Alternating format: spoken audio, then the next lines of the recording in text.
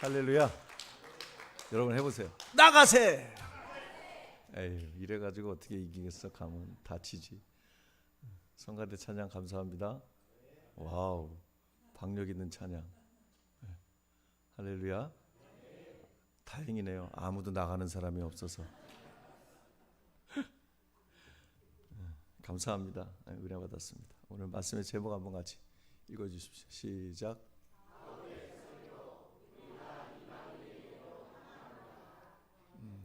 지난주 이번 주 우리가 비시디아 안디옥에서 사도 바울이 설교했던 그 내용을 함께 보고 있는데 오늘은 먼저 우리 이번에 튀르키예 여행에 들렸던 비시디아 안디옥의 사진을 먼저 좀 보고 시작하겠습니다. 그런데 사진이 짝으로 들어가지고 꼭 난쟁이들이 나온 것 같은데 여러분 난쟁이는 아닙니다. 네. 보여줘 보세요. 저기가 지금 저기 눈에 여러분 보시는 곳이 비시디아 안디옥에 사도 바울이 설교했던 유대인의 회당입니다. 저기 회당 안 실내 저 정면에 저 중간에 보이는 게 단상입니다. 강대상. 그리고 넘겨줘 보세요. 이제 거기서 나와가지고 지형에 약간 변화가 좀 있어요. 그래서 이게 여러분이 보시기에 왼쪽에서 돌아 나와서 우리가 위에 지금 올라와 있습니다. 그 위에 거리가 쭉 보이는 겁니다. 그 다음에 누가 누군지 분간해야 안 가네요. 보세요, 그냥 쭉.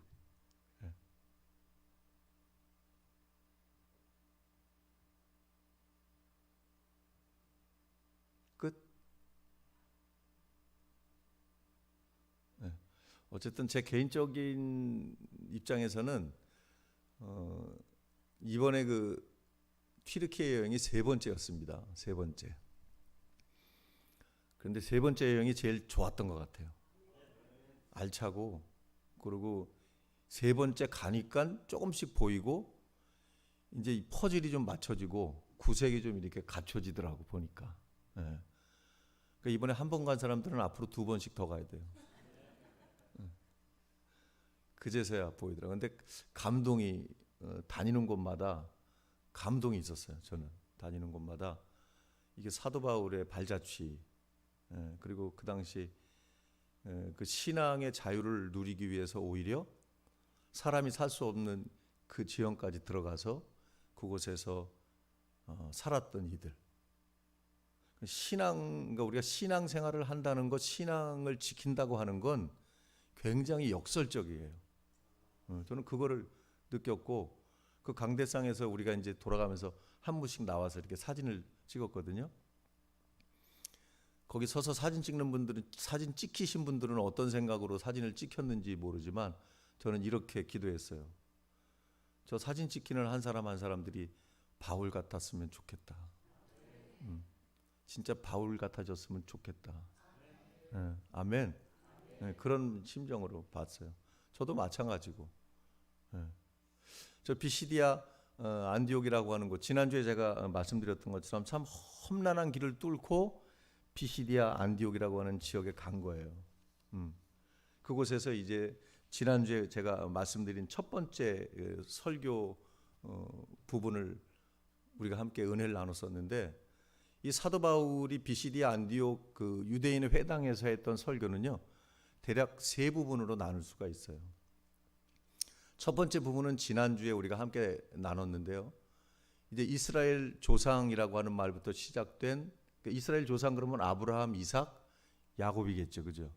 그리고 그들로부터 시작된 하나님의 구원사, 그게 바로 이스라엘의 역사일 텐데 그들의 이야기가 다윗 왕에게까지 가서 다윗 왕의 후손 중에 메시아가 날 것이다. 그런데 그 메시아가 바로 예수 그리스도다. 그런 사실을 사도 바울이 이야기해요. 그러면서 우리가 지난주 말씀 중에 한 가지 꼭 기억했으면 좋겠는 게 있어요. 그게 뭐냐면 지난주 제가 택했던 25절까지의 말씀 마지막에 나오는 세례 요한에 관련된 이야기예요. 왜 사도 바울이 굳이 세례 요한의 이야기를 넣었을까? 메시아이신 예수 그리스도께서 태어났다는 그것으로 충분할 텐데 저는 이렇게 결론을 내렸어요. 사도 바울의 입장과 세례 요한의 입장이, 세례 요한이 선 자리와 사도 바울의 선 자리가 다르다고 하는 거예요. 아니, 같다는 거예요. 왜 그러냐 하면 세례 요한은 오실 메시아 그리스도를, 그의 길을 준비했던 사람이잖아요. 회개의 세례를 베풀면서 그리스도를 맞이하기 위해 사람들을 준비시켰던 사람이에요. 그러면 사도 바울은 어떤 입장이에요? 이제 오실 메시아를 준비하는 그런 입장이에요. 그래서 예수 그리스도의 복음을 전해야만 하는 거예요. 그렇다면 이제 저와 여러분의 부르심과 소명이 더 또렷해지는 거예요. 이 사도 바울이 어떻게 의도했는지 모르지만 저는 그런 의도로 받아들이면서 저와 여러분의 선 자리도 세례 요한이나 사도 바울의 삶의 자리와 다르지 않다. 세례 요한의 입장이 곧 우리의 입장이고 사도 바울의 입장이 곧 우리의 입장이어야 된다. 왜? 우리는 재림하실, 다시 오실 그리스도를 맞을 준비를 하고 있잖아요. 나만 좋다고 천국 갈 수 없잖아요. 심판주로 오실 그 예수 그리스도를 맞이할 준비를 시켜야 된단 말이에요. 세상 사람들이 구주를 맞이할 수 있도록. 저와 여러분에게는 그런 사명이 있는 줄 믿습니다. 그래서 우리가 항상 경계하면서 주님의 말씀을 주목하면서 살아야 될 줄 믿습니다. 그리고 오늘 본문 이렇게 시작되는데 사도 바울의 설교 두 번째 부분입니다. 26절부터 쭉 시작되는데요. 26절부터 37절까지 이어지는 두 번째 부분에서는 이제 예수 그리스도께서 등장하시면서 예수 그리스도의 죽음과 부활에 대한 말씀을 사도 바울이 이야기합니다. 먼저 죽음에 대한 이야기를 살펴보면요. 바울은 예수님이 죄를 짓지 않으셨는데, 아무 죄도 없으신데, 그 예루살렘에 있었던 유대인들과 그들의 지도자들에 의해서 그들이 결국은 빌라도 총독에게 예수 그리스도의 죽음을 청구했고 빌라도를 통해서 예수 그리스도를 살해했다. 이렇게 말하는 겁니다. 그런데 여러분, 그 말씀 안에 우리가 꼭 새겨야 될 부분이 있습니다. 우리도 주의해야 되고 경계해야 되는 말씀인데, 알지 못하고 라고 하는 말입니다. 자, 말씀을 한번 같이 읽어보면요, 이렇게 됩니다. 27절 말씀을 보면요, 눈으로 한번, 여러분 성경 저기 안 나올지도 몰라요. 제가 이번에는 본문이 하도 길어가지고 축약해서 실었기 때문에 27절 말씀 보세요.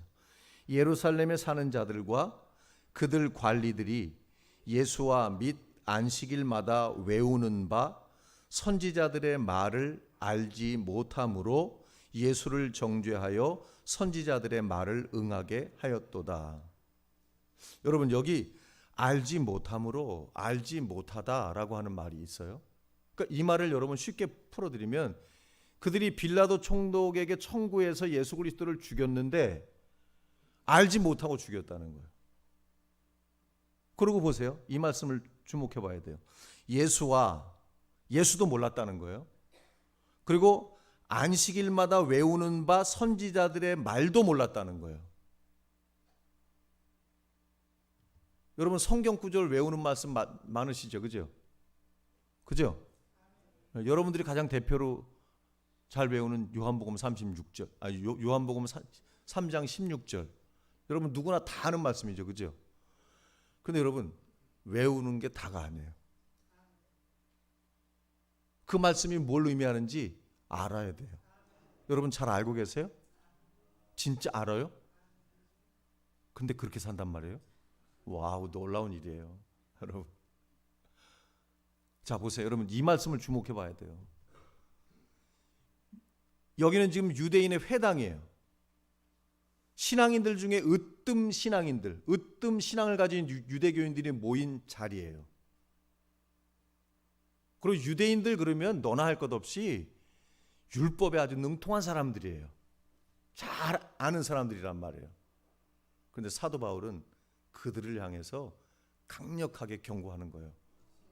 선지자들의 말을 모르는 사람들이라는 거예요. 여러분, 누가 여러분에게 그렇게 말하면 얼마나 자존심 상할 일이에요. 너 예수 그렇게 오래 믿었다면서, 너 말씀을 그렇게 많이 외운다면서, 근데 너 사실 그 말씀의 의미를 잘 모른다면서. 여러분, 이런 말을 들었다고 생각해 보세요. 굉장히 자존심 상해서 목사 싸대기를 한 대 갈길거려? 그러면 사도 바울이 그렇게 이야기하는 거예요. 그러니까 여러분 뭐예요? 아무 죄도 없는 예수님을 죄를 덮어 씌워서 모함해서 정죄하고 빌라도의 손을 빌어서 예수님을 죽였어요. 이게 예수 그리스도의 죽음의 실체입니다. 모르고 죽인 거예요.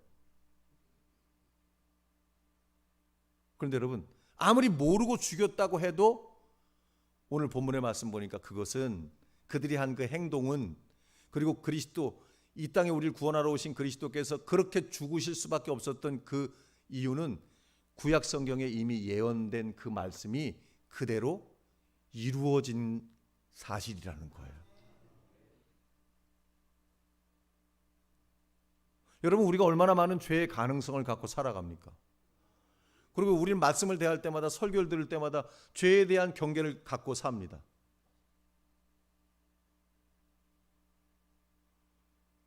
그럼에도 불구하고 우리는 죄악에 빠질 때가 많습니다.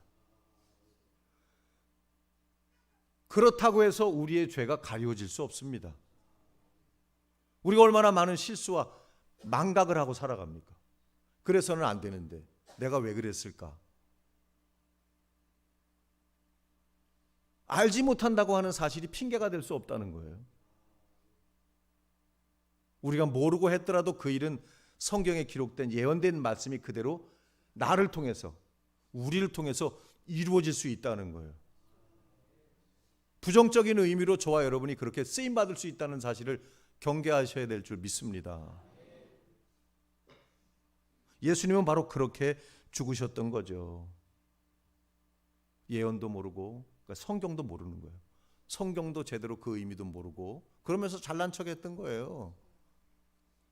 예수가 누군지도 모르면서. 여러분, 이 세상이 그런 세상 아닙니까? 우리가 살고 있는 이 세상,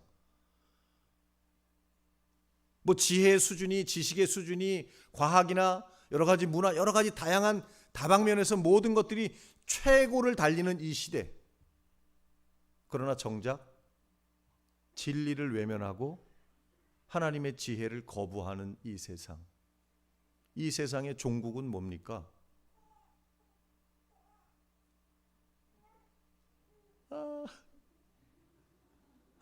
두세요. 그냥 두세요. 그 소리 듣고 싶어요. 두세요. 네, 두세요. 여러분, 그런 세상입니다. 모르고 죽였다. 얼마나 위험한 세상입니까? 지금 우리는 그런 세상에 살고 있고 우리도 그런 인물이 될 수도 있다는 사실을 주의하셔야 됩니다. 제 고집에 빠져서, 제 생각에 빠져서, 제 아집에 빠져서. 그래서 온통 하나님과는 상관없는, 하나님의 말씀과는 상관없는 그런 삶의 실체를 갖고 대단한 보람을 느끼면서, 대단한 희열을 느끼면서, 만족을 느끼면서 살 수 있습니다. 예수님을 죽였던 그들이 바로 그랬습니다. 이제 저 인간 하나 처리했으니까 다 끝났어, 이런 쯤으로 생각했겠죠. 저 골칫덩어리, 저 유대인의 원수, 저거 하나 죽였으니까 이제 다 됐어, 마무리 됐어 라고 생각했겠죠. 예수님 그렇게 죽으셨습니다. 그러나 여러분, 죽음이 끝이 아닙니다. 29절부터 37절까지 이어지는 부활에 관한 말씀, 사도 바울이 전하는 이 부활에 관한 말씀, 하나님은 그들이 그렇게 무참하게 죽인 예수 그리스도를 다시 부활시키셨다는 사실, 할렐루야, 죽음에서 살려내셨다는 이 사실, 그 사실을 어필하기 위해서 구약에 나와 있는 시편과 이사야에 있는 말씀을 세 가지를 동원해 가면서 인용해서 그 부활의 증거를 설명해 줍니다. 여러분, 부활을 믿으세요? 그리고 여러분도 부활할 것을 믿으세요? 부활 신앙이 있는 사람은 어떻게 삽니까? 그럼에도 불구하고 무릅쓰고 삽니다. 아무리 칠흑같이 어두워도, 소망이 없어 보여도, 어떤 가능성도 보이지 않아도, 그래서 죽을 것만 같아도, 질식할 것만 같아도 벌떡 일어나 주님을 향해 나갑니다. 썩어질 것이 썩지 않는 것이 부활입니다. 죽어 없어질 것이 영원히 사는 것이 부활입니다. 사도 바울은 그 부활의 주님을 찬양하며 죽음 이후에 하나님께서 그 예수 그리스도를 다시 살려내신 그 사실을 이야기합니다. 그리고 사도 바울의 설교 마지막 세 번째 부분 38절에서 41절까지 이어지는 죄 씻음에 관한 말씀이에요. 궁극적으로 여러분, 예수님은 이걸 위해서 오셨습니다. 죄 씻음. 죄 씻음을 통해서 온 인류를 정결케 맑히시고 구원해 주시기 위해서. 이것이 주님의 구원 계획이었습니다. 자, 여러분, 예수님은요, 어떤 인간의 말이나 인간의 뜻에 의해서 그렇게 되지 않았습니다. 그들은 그렇게 생각할지 모르지만 정확하게 표현하면 예수님은 성경대로 죽으셨고 성경대로 다시 사셨습니다. 할렐루야. 믿으십니까? 누가 말해서, 누가 죽여서 죽으실 수 있는 그런 분이 아닙니다. 이미 언약되었고 그 언약된 말씀의 성취를 위해서 주님이 그렇게 되어 주셨습니다. 그런데 중요한 게 있습니다. 성경대로 죽었고 성경대로 다시 사신 그 주님을 이제 믿을 것이냐 믿지 않을 것이냐가 중요한 겁니다. 사도 바울은 이 죄 씻음의 원리를 그 유대인들에게 설교하면서 바로 그 사실을 그들에게 요구하는 겁니다. 자, 너희들이 죽였던 그 예수 그리스도, 그분은 성경대로 죽은 거다. 너희들이 죽인 게 아니다. 너희들에 의해서 죽을 예수가 아니다. 그 예수를 주님이 영원히 살리셨다. 자, 그러면 너희들이 부활을 믿겠느냐? 성경대로 죽고 성경대로 나신 그 예수 그리스도를 믿냐 믿지 않느냐에 따라서 그들의 삶이 결정된다는 것이죠. 그들을 도마 위에 올려놓은 겁니다. 어떻게 할 거냐는 겁니다. 자, 여러분, 어떻게 하겠습니까? 여러분 정말 예수 그리스도의 죽음과 부활을 믿으십니까? 그리고 그분이 부활하셔서 이제 영원한 왕이 되셔서 그 예수 그리스도께서 그 십자가에서 흘리신 그 보혈과 그 십자가의 공로로 우리를 모든 죄에서 맑게 씻겨주실 그분인 것을 믿으십니까? 그분을 믿으시겠습니까? 이렇게 말하면서 하박국서에 있는 말씀을 인용해서 그들이 이렇게도 정확한 말씀을 여전히 믿지 못하고 신뢰하지 못해서 결국 믿지 못해서 멸망하는 일이 없기를 바라면서 바울의 설교가 끝나게 됩니다. 여러분, 중요한 건 여기부터 시작됩니다. 사도 바울의 설교는 완벽했습니다. 이스라엘의 조상들부터 시작해서 그들이 그렇게 고대하며 기다렸던 메시아의 탄생, 그리고 그 메시아의 역할과 그 최종적인 메시아의 그 궁극적인 목표, 죄 씻음에서 저들을 영원히 구원하는 그 문제, 복음을 다 전했습니다. 자, 그러면 사도 바울의 설교의 결과는 어땠습니까? 우리가 그 결과를 한번 들여다봐야 됩니다. 44절, 45절, 48절 말씀을 한번 같이 볼 텐데요. 먼저 여러분 결과를 말씀드리면 그 결과는 분열입니다. 사도 바울의 설교는 분열을 가져왔습니다. 자, 44절 말씀을 같이 한번 읽어봅시다. 시작.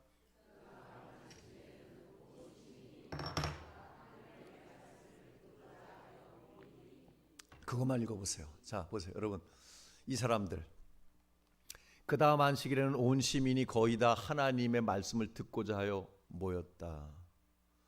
사도 바울의 설교가 끝나자 반응이 곧 나타났습니다. 먼저 앵콜 요청이 들어왔습니다. 앵콜 설교를 하게 된 거예요. 자, 앵콜이 들어왔으면 잘한 설교다, 못한 설교다. 앵콜이 안 들어온 설교는 잘한 설교다, 못한 설교다. 나는 못한 설교자야. 나는 한 번도 앵콜 받은 적이 없어. 죄송하다고 해도 이제 끝이야. 오늘 이후로 설교를 안 할 거야 이제. 그런 건 알고 계시면서 왜 앵콜을 안 할까?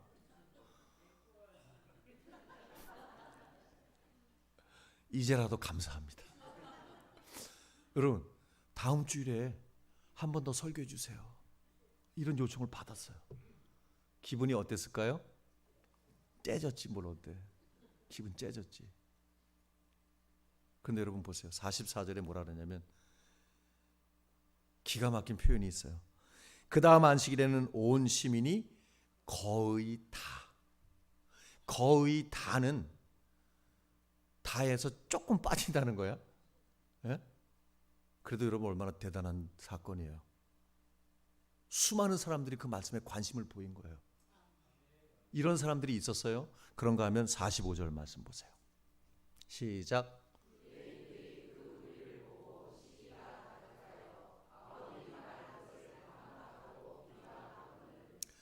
유대인들은 달랐어요. 왜? 사도 바울의 설교의 요지 중에 그 핵심, 그 주요 인물로 누가 등장하냐면 유대인들이 등장하잖아요. 유대인들과 그 지도자들이 예수님을 말씀도 알지 못하면서 예수가 그 자신들이 그렇게 고대하며 기다렸던 그 메시아, 자신들이 그렇게 안식일마다 외웠던 선지자들의 그 예언의 말씀에 그 주인공임을 알지도 못하면서 그 예수를 죽였잖아. 자신들을 두고 하는 말이야. 그러니 그들이 그 말씀을 받을 수 있었겠어요? 그래서 분열이라는 거예요. 제 생각에는 거의 모든 이방인들은 아마 말씀의 정황상 이렇게 보면 이방인들 중에서도 유대교인이 된 이들도 있었고 유대교에 굉장히 호의적인 사람들이 있었기 때문에 일부 이방인들, 그래서 거의 다라 그러는 것 같아. 그들 일부가 유대인들의 편에 서서 같이 반박하고 비방했을지 모르지만, 그러나 이 피시디아 안디옥에 거주하는 거의 모든 이방인들은 사도 바울의 말씀에 뿅 갔어요.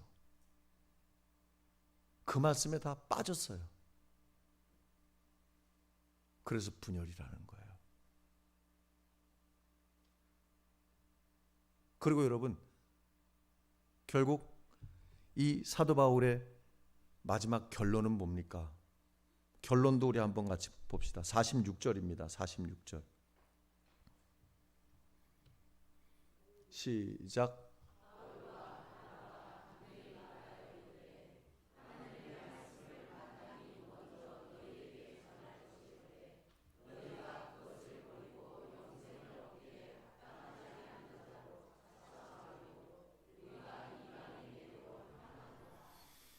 사도 바울의 설교 결론은 뭐냐면요. 오늘 설교 제목이에요.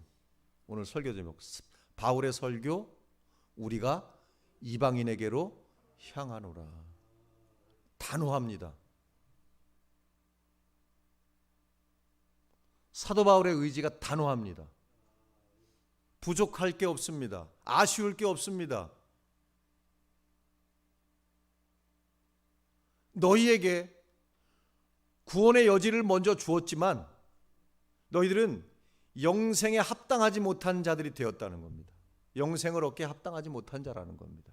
결국 너희에게 주어질 그 구원이, 그 구원의 기회가 이방인에게로 가게 될 것이라는 사실입니다. 사도 바울의 설교를 들은 사람들 분열됐다고 말씀드렸는데 유대인들은 외면했습니다. 이방인들은 환영했습니다. 유대인들은 비방했습니다. 이방인들은 기뻐했습니다. 48절 말씀 보세요. 같이 읽어보세요. 시작.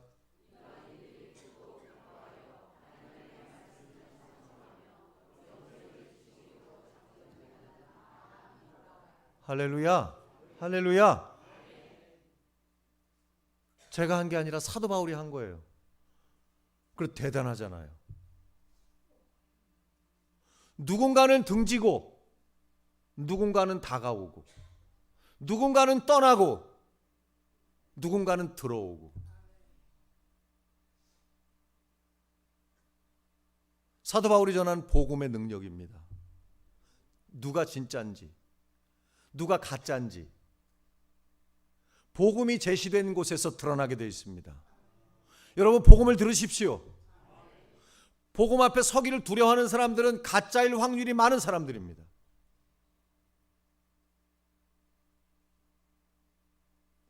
복음만이 그것을 가릴 수 있습니다. 예수 그리스도만이 그걸 판단합니다.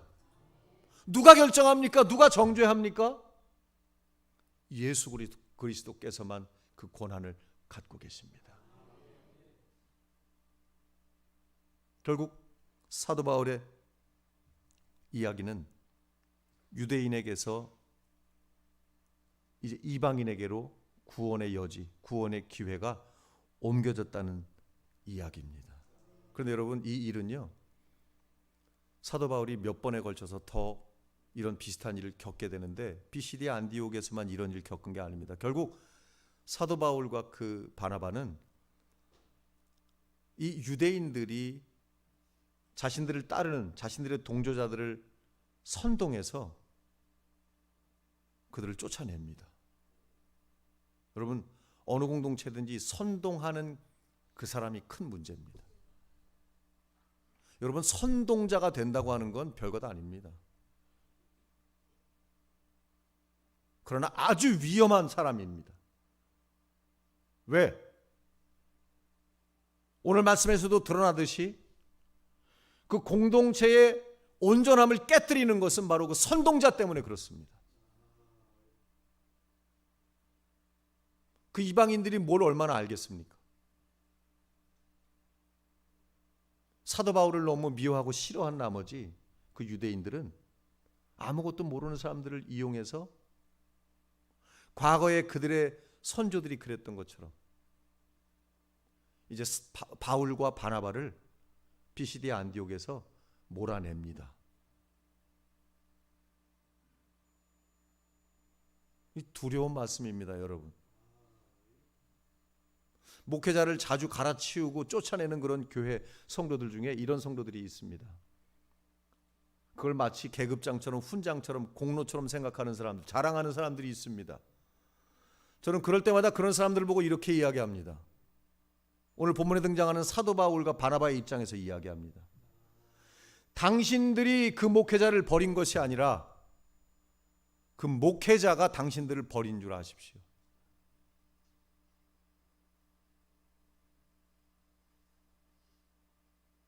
목회자에 의해서 교회가 버림받은 줄 아십시오.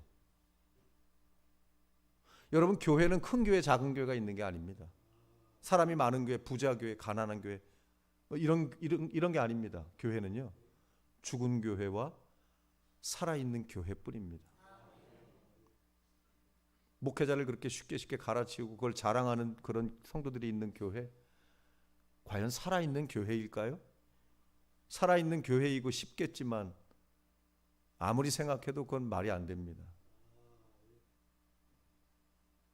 사도 바울은 이런 일을 똑같이 더 당하는데요, 고린도에서도 이런 꼴을 똑같이 당합니다. 자, 사도행전 18장 6절 말씀을 같이 보겠습니다. 이건 나옵니다, 여러분. 스크린을 봐주세요. 시작.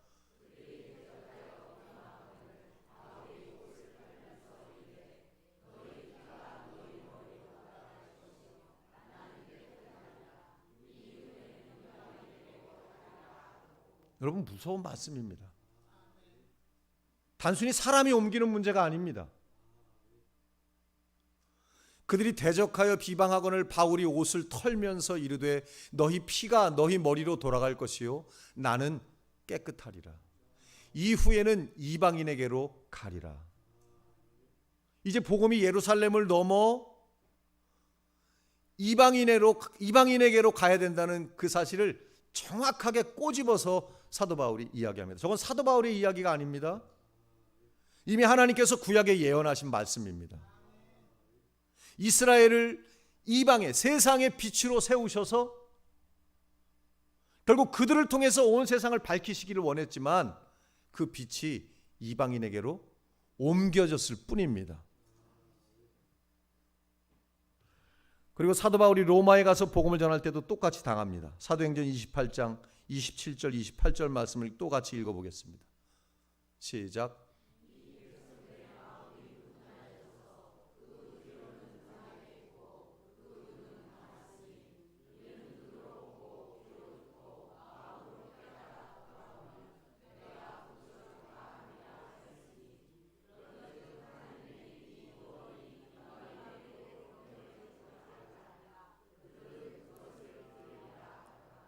아멘.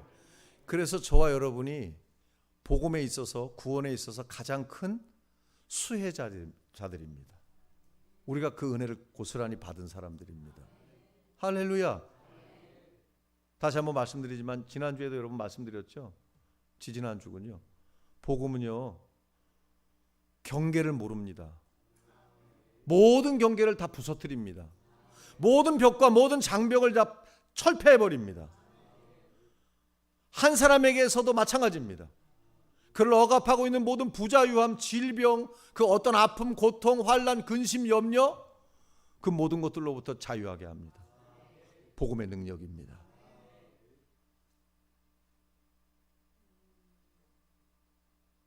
여러분, 우리의 본분과 우리의 위치를 반드시 바로 깨달아야 될 줄 믿습니다. 여러분, 하나님의 은혜와 복은요 결코 한 곳에, 한 나라에, 한 가정에, 어느 한 모임에 영원히 거하는 일이 거의 없습니다. 그것은요 하나님이 변덕쟁이라 그런 게 아닙니다. 사람이 변덕쟁이이기 때문에 그렇습니다. 하나님은 변하지 않습니다. 하나님은 언제나 우리를 동역자로 사용하시길 원하십니다. 그런데 누가 문제냐? 조금만 안전해지면, 조금만 편해지면 자기 안으로 구부러져 버리는 그런 마음을 가진 사람들, 좋은 게 좋은 거라고 생각하고 싶은 대로 생각하기 원하는 사람들, 자기 자신의 뜻을 펼치기 위해 살아가는 사람들, 그런 변덕스러운 사람들 때문에, 그런 변덕쟁이들 때문에 하나님의 축복과 은혜가 이동하는 겁니다. 여러분, 기독교 역사, 선교 역사를 보면요 이거는 근원적인 역사인데 보세요. 예루살렘을 넘어선 그 복음이 어디로 갑니까? 로마로 갑니다. 왜 갔습니까? 유대인들이 거부했기 때문입니다. 우리가 그걸 지금 보고 있습니다. 로마로 갔던 그 복음이 어디로 갑니까? 영국으로 갑니다. 영국으로 갔던 복음이 어디로 갑니까? 청교도들에 의해서 미국으로 전해집니다. 미국으로 전해진 복음이 어디로 넘어갑니까? 중국으로 넘어옵니다. 중국으로 넘어간 그 복음이 대한민국으로 옵니다. 조선. 그리고 중동 지역으로 갔습니다. 그리고 언젠가는 주님이 오실 날이 임박했을 그 즈음에는 다시 예루살렘으로 돌아가겠죠.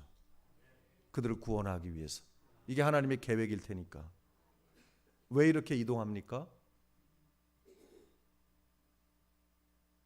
하나님의 뜻은 분명히 그 복음이 이동하는 게 맞지만 인간의 변덕스러움, 인간의 죄성, 타락한 인간, 모순덩어리인 인간들의 잘못 때문에 그 복음이 그렇게 움직이게 되었다는 겁니다.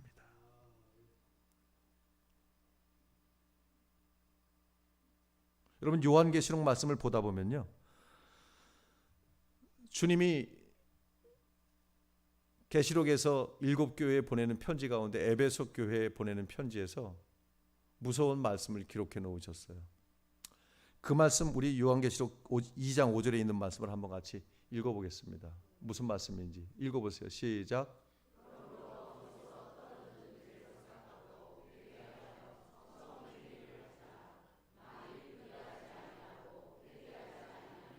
내가 네게 가서 네 촛대를 그 자리에서 옮기리라. 여러분, 무서운 말씀이에요. 단순한 축복이 아니에요. 축복은 항상 주님과 함께 옵니다. 은혜는 항상 주님이 계신 그 자리입니다. 임마누엘. 촛대가 옮겨진다는 것은 주님이 떠나신다는 겁니다. 주님이 떠나시고도 교회는 멀쩡할 수 있습니다. 주님이 떠나시고도 주님이 안 계시고도 멀쩡하게 사는 사람들 많습니다.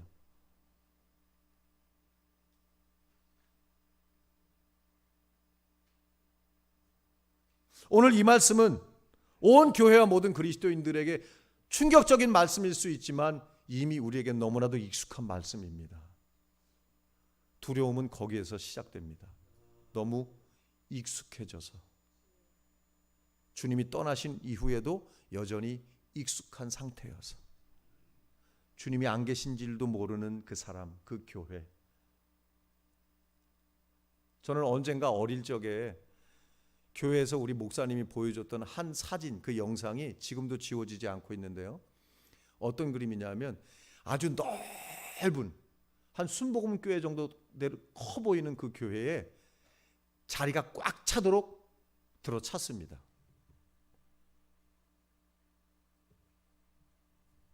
그런데 사람이 아니라 해골입니다.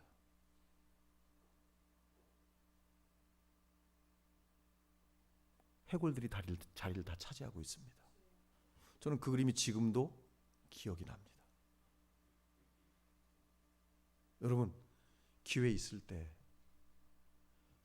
그 주님의 촛대가, 아니 주님이 우리와 함께 계실 때, 그 복음이 우리에게 기회로 주어졌을 때, 그 은혜와 복이 지금 나와 함께 할 때, 그때 애써서 신앙생활을 하십시오. 믿음의 삶을 사십시오. 그 마음이 둔해지고 둔탁해져서 낙타무루처럼 되어버려서 아무것도 이도저도 느낄 수 없는 그 사람은 화를 입을 것입니다. 그 촛대가 떠난 사람도 불행해질 것입니다. 비시디아 안디옥에서 결국 바울과 바나바는 쫓겨났습니다. 오늘도 주님은 우리와 여전히 함께 하시지만 주님은 우리가 어떤 상태이냐에 따라서, 어떤 모습이냐에 따라서 앞으로의 방향을, 그 입장을 결정하실 겁니다. 여러분이 오늘 말씀을 듣고 판단하고 결정하십시오. 주님은 오늘 우리에게 성경대로 살고 성경대로 죽고 성경대로 부활한 예수 그리스도, 죄 씻음의 능력을 입은, 죄 씻음의 능력을 베풀어 주시는 그 예수 그리스도, 그분을 네가 믿느냐 우리에게 물으십니다. 우리 교회가 그런 교회가 되기를 축복합니다. 기도하겠습니다. 하나님 감사합니다. 오늘도 우리를 사랑하시는 주님은 주님이 부르신 이곳에서 우리와 함께 하신 줄 믿습니다. 주님 감사합니다. 오늘도 귀는 있지만 듣지 못해서 불행을 당하는 일이 없도록 우리의 무뎌지고 꽁꽁 감춰진 싸매진 심령들, 주님의 촛대가 떠날까 두렵습니다. 주님 영원히 우리와 함께하여 주시옵소서. 예수님의 이름으로 기도했습니다.